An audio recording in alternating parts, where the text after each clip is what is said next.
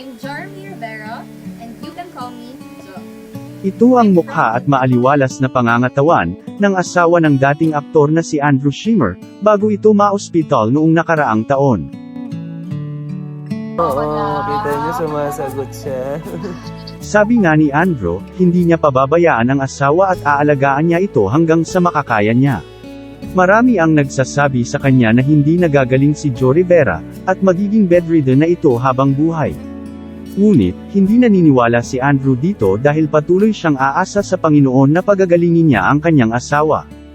Tanging ang Diyos lang ang makakapagsabi kung ano ang kahihinatnan ng buhay ng kanyang asawa. Kaya naman, gagawin niya ang lahat at naniniwala siyang may milagro ang Diyos.